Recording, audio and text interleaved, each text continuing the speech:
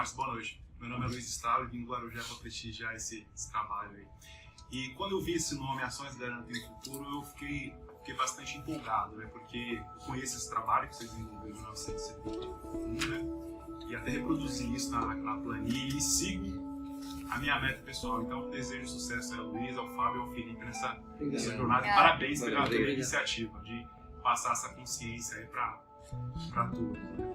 Semana passada eu estava em casa e vendo uma reportagem eu vi uma pessoa que se dizia consultor financeiro sugerir, uma rede de televisão lá, que um jornal, né, âncora, sugerir que poupança era um investimento adequado para quem quer buscar renda fixa.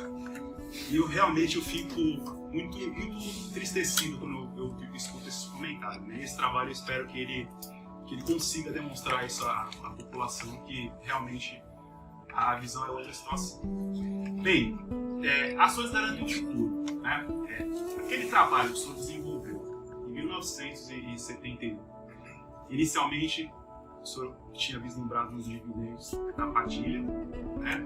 E posteriormente, o senhor já comentou, o senhor acabou mudando um ativo, colocando na CESP para continuar aquele trabalho. E buscou a sua meta dentro daquele trabalho. Minha pergunta é, hoje, na situação de hoje, né, se o senhor iniciasse, né, voltando a 1971, o que o senhor teria hoje de objetivo, de meta? Se o senhor poderia citar algum tipo de ativo, obviamente sem um tipo de recomendação, que o senhor optaria, de repente, em definir como uma meta hoje, senhor? Vou responder para você o seguinte: eu não parei com as minhas metas desde a primeira compra. Continuo fazendo. Eu fui formatando uma carteira de previdência que eu chamava carteira de uma renda mensal. E na medida que isso foi acontecendo dentro de uma disciplina, evidentemente, e regendo a coisa com paciência, eu fui percebendo que aquilo que eu havia programado, ele era viável, ele era possível, era factível. Então a coisa foi se desenvolvendo de uma forma tal que eu não parei até hoje. Então eu fui comprando ações de empresas que têm esta condição, a condição de proporcionar uma renda mensal através do quê? Através da distribuição de dividendos. Vou dar um exemplo certo. A CESP era uma empresa que pagava dividendo mínimo, prioritário e obrigatório. Ela pagava 10% sobre o valor unitário de cada ação, que era R$1. Então você comprava por 50 centavos. Então 10% não era 10%, era 20%. Porque com você comprava duas ações, você dobrava, certo? A CESP, ela acabou sendo de alguma maneira canibalizada, não é isso?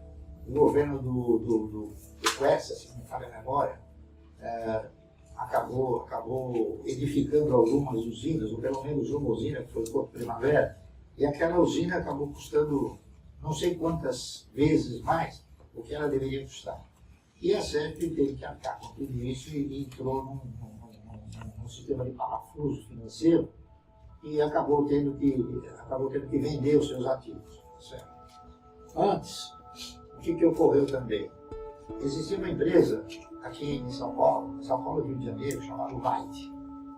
A Light ela é de propriedade de um fundo chamado Braskem, é um fundo canadense. E se eu agora não me trair, o Figueiredo, a Light estava chegando ao fim da sua concessão. E o Figueiredo percebeu que se ele comprasse a Light, ele teria um ganho em cima daquilo que ele teria que indenizar a Light, a Braskem. Então a Light foi comprada pelo governo federal e já naquela ocasião havia um entendimento entre o governo do estado de São Paulo e o governo federal. O governo do estado de São Paulo comprou todos os ativos que a Light possuía em São Paulo, certo? E criou uma empresa chamada Eletropaulo.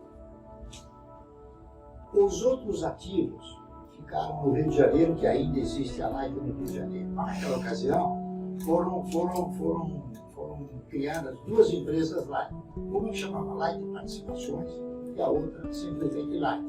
A Light Participações ela foi criada por quê? Com debêntures que o governo do Estado de São Paulo pagou pela compra do ativo aqui no Brasil. E depois a Eletropaulo pagou outro dobro, claro, né? E assim sucessivamente. Então, lamentavelmente, a CESP ela acabou fracionando todas as suas empresas e acabou ficando uma empresa que realmente não gerava resultado. Mas, o que aconteceu? A CESP, enquanto ela foi uma empresa que tinha geração, transmissão e distribuição, ela foi uma empresa maravilhosa. Depois das gestões ruins que você sabe, acabou transformando a empresa um peso forte, né? Um peso elevado, entendeu? E então o que aconteceu? A CESP era uma empresa que chamava Companhia Energética, não, Centrais Elétricas de São Paulo.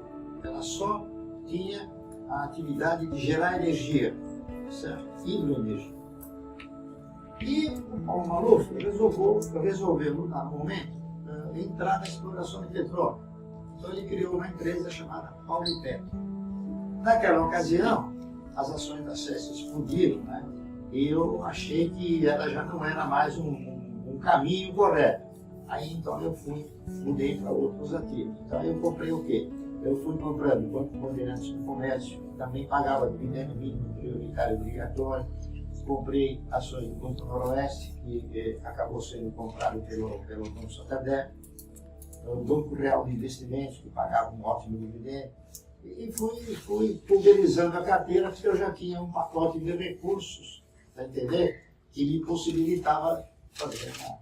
Certo? É isso aí. Essa é a história. Só para completar essa pergunta. Na base desse trabalho da Sociedade do Futuro, você considerou na época, além dos dividendos, né, na proposta do trabalho, também a bonificação. Que claro. Isso, porque a CESP, quando uma empresa tem valor unitário, certo? Ela pode aumentar o capital sem aumentar a quantidade de ações. Quando ela tem um valor nominal 1, quando ela aumentar o capital, ela é obrigada a aumentar a quantidade de ações. Hoje, você também faz essa consideração, tanto dos dividendos, porque eu vejo que tem poucas empresas hoje que pagam constantemente bonificação. Bonificação se tornou um atrativo assim, mais difícil de acontecer. A bonificação, que na verdade quase que nem é bonificação, porque 99,9% das empresas elas não têm valor nominal, elas têm valor unitário. Então o que acontece? A empresa, quando bonifica, ela acaba produzindo o quê? Um desdobramento. Ela desdobra o valor unitário da ação. Recentemente nós tivemos um caso aqui de uma empresa chamada Transmissão Paulista de Energia Elétrica, né? E uma virou 4, quer dizer, o cidadão ganhou 3, por exemplo, certo? A hora. Consequentemente, o preço ele acaba também sendo repartido na mesma proporção.